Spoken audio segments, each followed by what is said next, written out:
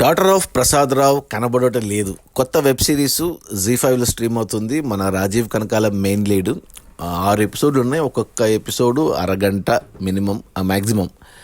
మొదటి ఎపిసోడ్ని యూట్యూబ్లో పెట్టారు, అది చూసాను నేను, అది నచ్చింది నాకు. మొదటి ఎపిసోడ్ చూసి మిగతా 5 ఎపిసోడ్లు జీ5లో సబ్స్క్రిప్షన్ తీసుకుని మరీ చూశాను. సో మిగతా 5 కొన్ని 20 నిమిషాలు ఉన్నాయి, కొన్ని 25 నిమిషాలు ఉంది, కొన్ని అరగంట ఉన్నాయి. సో టోటల్గా చూసుకుంటే 3 గంటలు ఒక సినిమా చూసినట్టే. కానీ ఇంట్రెస్టింగ్గా తీశారు.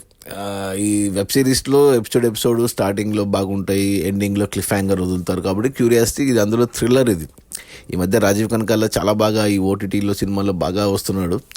సో ఈ సినిమాకి మెయిన్ అసెట్ అతనే. మొదటి ఎపిసోడ్ యూట్యూబ్లో ఏదైతే ఫ్రీగా చూశానో దాంట్లో మంచిగా సెటప్ చేశారు. అంటే టైటిలే ఉంది, డాటర్ ఆఫ్ ప్రసాద్ రావు కనబడటం లేదు. అంటే మనకు అర్థమైపోవాలి, ట్రైలర్ చూసినా టైటిల్ విన్నా. సో మనకు హీరో వచ్చేసరికి రాజీవ్ కనకాల వచ్చేసి కొద్దిగా రాయలసీమ యాక్సెంట్ పెట్టారు, చిత్తూరు బ్యాక్డ్రాప్లో పెట్టారు. అది సూట్ అవ్వలేదు చాలామందికి, ఎస్పెషల్లీ రాజీవ్ కనకాల వైఫ్గా చేసిన ఆమె కొద్దిగా యాక్సెంట్ కొద్దిగా ఇబ్బెట్టుగా అనిపించింది నాకు. కానీ మన రాజీవ్ కనకాలతో పాటు ఒక డ్రైవర్ ఉంటాడు, అతని యాక్సెంట్ కరెక్ట్గా ఉంది. అతను మేబీ రాయలసీమ అతనే ఉండొచ్చు, చిత్తూరు అతనే ఉండొచ్చు.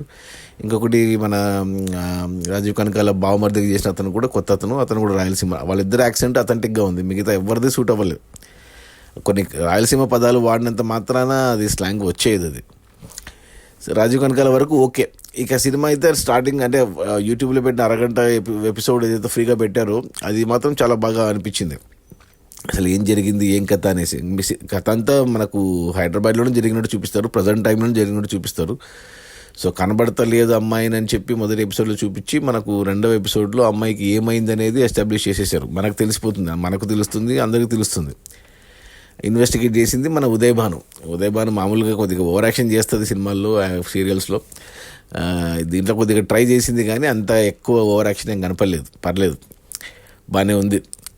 సో రెండో ఎపిసోడ్ తర్వాత ఇక మన రాజీవ్ కనకాల క్యారెక్టర్ని పక్కన పెట్టేశారు. ఉదయ్ భాను లీడ్ తీసుకున్నది అక్కడి నుంచి.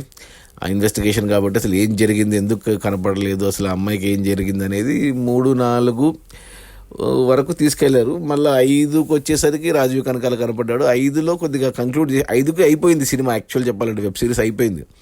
మనకు కూడా సరేలే ఇలా జరిగింది కదా పాపంలే అనుకొని వదిలేస్తాం. మనం కూడా కన్విన్స్గానే ఉంది 5. అక్కడితో అయిపోయింటే అయిపోవు సినిమా. కానీ ఇంకో 6వ ఎపిసోడు ఒక ట్విస్ట్ పెట్టుకున్నారు. మొత్తం రాజీవ్ కనకాలతో 6వ ఎపిసోడు రెగ్యులర్ ఒక కమర్షియల్ సినిమా లాగా ఎలా ఉంటుందో అలా ఇచ్చారు.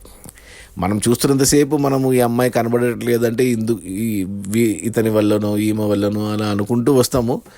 అవన్నీ కాదని 5th ఎపిసోడ్లో కంక్లూడ్ చేసి మళ్ళీ 6th ఎపిసోడ్లో కొత్త చాప్టర్ ఓపెన్ చేశారు. సో అది నచ్చింది, అందుకే నచ్చింది నాకు. ఈ థ్రిల్లరు బాగా రాసుకున్నాడు కొత్త అతను, ఎవరో. స్టోరీ, స్క్రీన్ ప్లే, డైరెక్షన్ అంతా అతనే. సో బాగానే ఉంది. ఓటీటీనే కాబట్టి, ఇంట్లోనే కాబట్టి సో చూసేయచ్చు. నా రేటింగ్ వచ్చి 3/5. ఈ డాటర్ ఆఫ్ ప్రసాద్ రావు కనబడటం లేదు.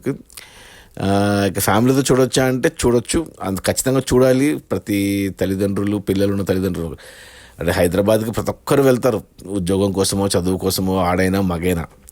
తల్లిదండ్రులు పడే బాధ, పంపించాక వాళ్ళ యోగక్షేమాల గురించి పడే తపన, వాళ్ళకి ఏమన్నా అయితే ఇక చెప్పలేము, ఇవన్నీ ఉన్నాయి. సో ప్రతి ఒక్కరు కనెక్ట్ అవుతారు ఈ వెబ్ సిరీస్కి.